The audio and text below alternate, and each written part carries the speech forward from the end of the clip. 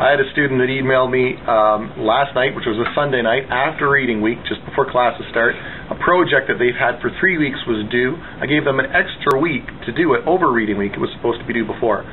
All kinds of excuses why he couldn't get it done. I emailed him back and said, no, we can't have an extension because I spent the previous 4 classes before reading week, 2 weeks solid, just working on the project with the people that showed up to class. So he's just out of luck. An amazing email. I've never seen it before.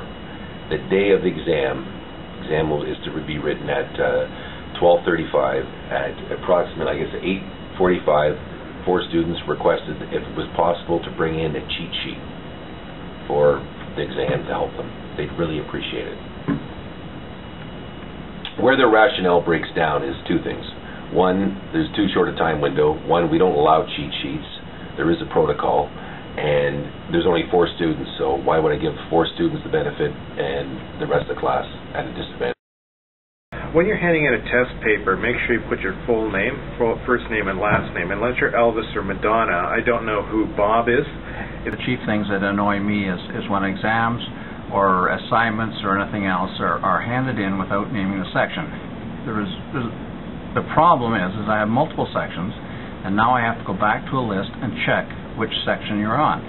Sometimes you're enrolled in a section different than the one you're sitting in, so that adds to the confusion factor again. So there are a number of issues there. Number one, you should make sure that if you change classes that you go to administration and ensure that they change the section that you're in, which makes it easier for us to trace, and it makes online exercises also align up with the course you're on. Attention to that detail will please the professor immensely. When you're sending an email, make sure you put your full name, first name, and last name. If you just simply sign Bob, I have no idea who that is. Likewise, if you're sending a voicemail and you're saying this is Bob from your class, I don't know who you are. So if you don't identify yourself, I can't respond because there's no identifier. Stupid emails. Okay, I'll give you a couple examples. Received many this week with regards to exam conflicts.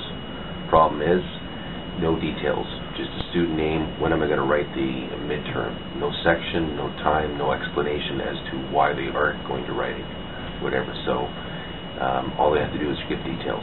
Nobody provides details. They assume that everybody knows everything.